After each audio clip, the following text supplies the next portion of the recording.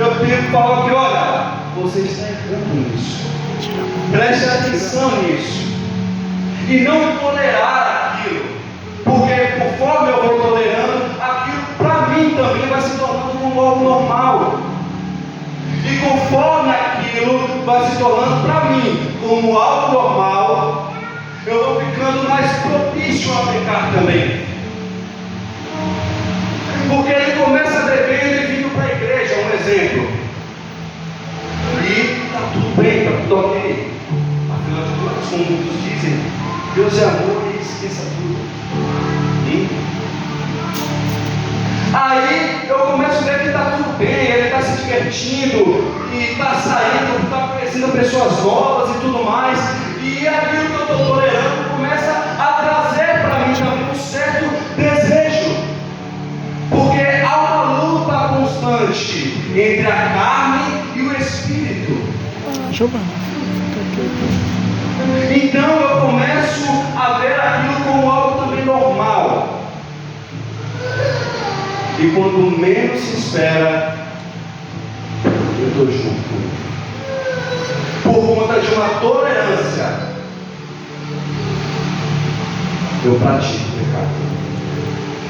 Só por tolerar, eu corro o risco de praticar o pecado. Além de eu já estar errando por estar tolerando aquilo. Porque se a tolerância ao pecado não fosse errado, não faria sentido estar escrito na palavra. Poderia tirar essa parte do você tolera e colocar somente a parte que você comete a imoralidade e come sacrifícios, alimentos sacrificados aos ídolos. Mas não, veio antes de tudo isso o você tolera. Então nós como igreja não podemos tolerar que o nosso irmão que se diz cristão viva no pecado. O que uma igreja sadia faz, o que um membro do corpo de Cristo sadio faz numa situação dessa é se posicionar com amor, é exortar com amor. Entende?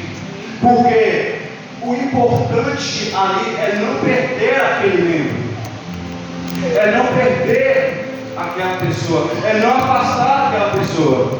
Então se eu chego para aquele homem e falo, olha, você está errado, rapaz, você não tem que estar aqui desse jeito, ele pode se irritar e falar assim, beleza, eu estou saindo fora daqui.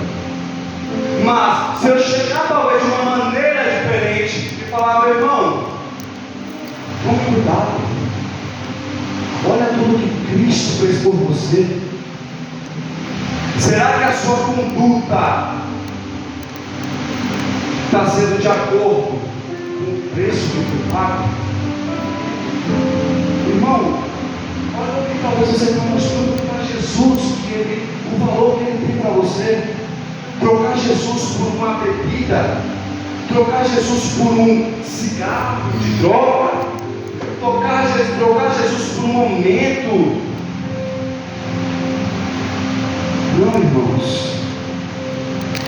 porque Jesus não fez isso conosco. Então por que nós iríamos fazer também com Ele?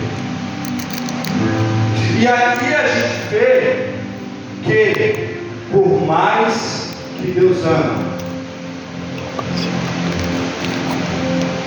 Ele julga, Ele olha, Ele te faz pagar. E isso não pode ser negado.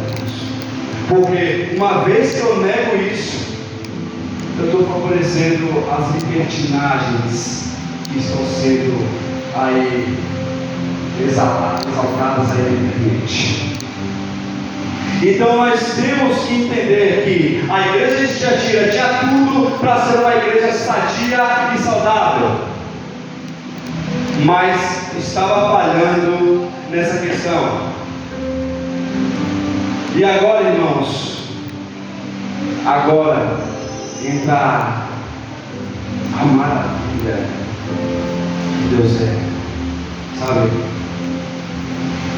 Aquela coisa que as palavras não são cabíveis para descrever, porque no versículo 21 a gente vê o amor demonstrado na misericórdia e na longanimidade. No versículo 21 está escrito da seguinte forma. Eu vou pegar do 20 para ficar melhor. No entanto, contra você tenho isso: você tolera Jezabel, aquela mulher que se diz profetiza, e com os seus ensinos ela induz os meus servos à imoralidade sexual e a comerem alimentos sacrificados aos ídolos. Versículo 21. Dê-lhe tempo para que se arrependesse da sua imoralidade sexual. E o que está escrito depois? Mas ela não quer escrever. Dê tempo, tia, para você se arrepender da sua imoralidade sexual, dos seus pecados, mas você não quer se arrepender. Aqui Jesus manifesta a misericórdia dele. A gente tem que entender que o nosso Deus também é misericordioso e também é longânimo. E o erro do nosso tempo é confundir o dele tempo, é confundir a misericórdia de Deus com impunidade.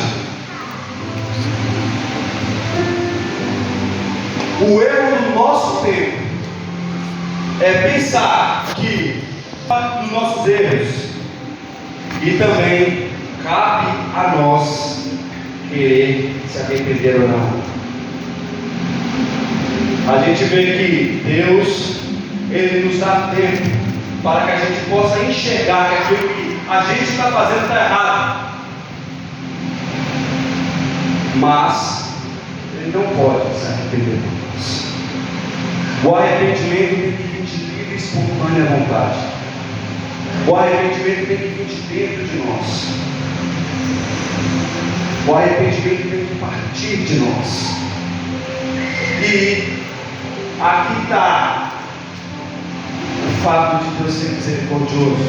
É para que a gente tenha tempo de enxergar os nossos erros e se arrepender dos nossos pecados. E como está escrito aqui, na segunda parte do versículo 21, mas ela não quer se arrepender.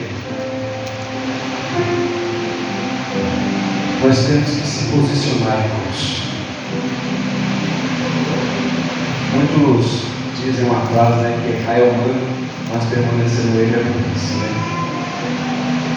O Senhor, Ele dá tempo para que possamos se arrepender de todas as nossas práticas. Mas a gente tem que se posicionar. Sabe por quê? Porque o juízo não falha. O juízo vai vir.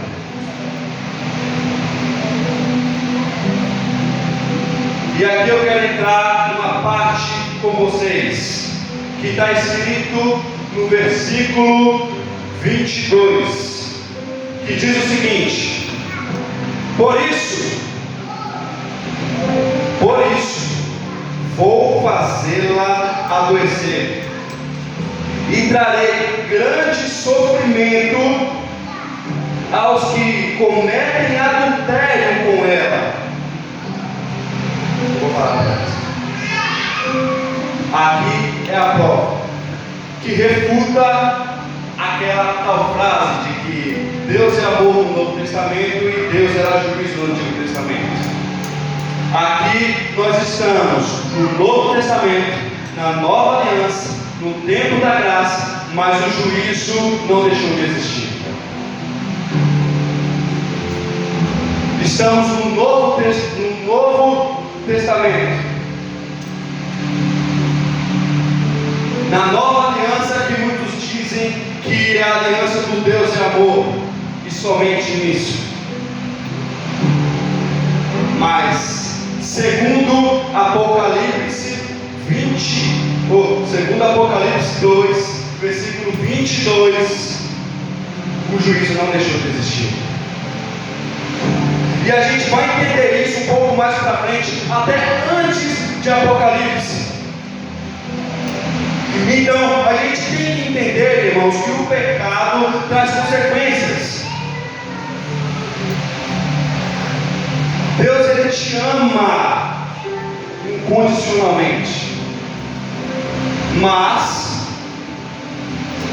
não é que não. Ou se errar, melhor dizendo, se arrependa. Porque antes eu me arrepender de receber o perdão, do que deixar ser levado pelo meu egoísmo, pelo meu egocentrismo, e chegar naquele tempo, olhar para Cristo, e Ele falar: olha, se aparta de mim, pois eu não te conheço. Antes eu me arrepender, e através do meu arrependimento receber o perdão.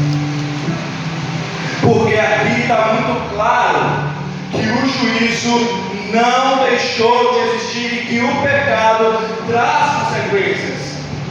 Porque o que estava sendo feito naquela igreja pelaquela mulher era um pecado horrível. E ficou por isso mesmo, segundo a palavra. Ela estava pecando e foi esquecido, segundo a palavra? Não. Ela estava pecando, mas está escrito: vou fazê-la adoecer e trarei grande sofrimento aos que com ela cometem adultério. Mas, para não ficar só nisso, Cristo, com a sua infinita misericórdia, diz: a não ser que se arrependam das obras que ela pratica. Então ele estava dizendo: olha, se você continuar, eu vou te trazer sofrimento. Se você permanecer no pecado, eu vou te trazer sofrimento, não só a você, mas também aqueles que praticam isso contigo. Imagina se parasse por aqui. Como seria? Imagina se o versículo acabasse aqui: olha, eu trarei sofrimento. Ponto final. Mas não. Cristo, com sua bondade, infinita bondade, ainda fala mais uma vez: olha, eu estou para te trazer isso aqui, mas ainda há uma chance, se arrependa. Você está para receber isso aqui, essa punição aqui, mas ainda há uma chance, se arrependa. Se arrependa. Porque quem pode medir o quanto Deus é capaz de nos perdoar? Se tiver aquele arrependimento verdadeiro e genuíno, aquele arrependimento que te destroça por dentro, te quebranta por dentro, a ponto de você não conseguir ficar de pé e olhar para Deus e falar assim: Senhor, realmente eu pequei, eu errei, mas me perdoe. Irmãos, a palavra diz que Deus não resiste, e o perdão é derramado. Há tempo de se arrepender. Sempre há tempo de se arrepender. A gente continua se a gente quiser. A ira vem até nós se a gente também quiser, se a gente não se arrepender.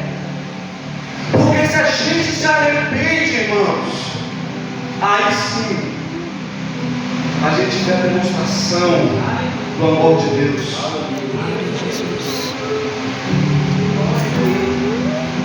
E para a gente entender uma coisa aqui, sabe o que, irmãos? o amor e o juízo do Senhor não estão em competição. Você entende? Não estão em contradição. Antes, eles se completam. Eles estão atrelados. Porque o pai que ama, ele pune o seu filho, para que o seu filho acorde. Ou vocês que têm filhos, se o seu filho se você vê que o seu filho está errando alguma coisa, você vai deixar sabendo que a consequência lá na frente, se ele permanecer nesse erro é maior? Não! Você não vai puni-lo e dizer, olha, se você fizer isso, você vai receber. A fim de quê? De prejudicar o seu filho? Se o seu filho está no erro, se o irmão seu está no erro, e você vai falar com ele, se você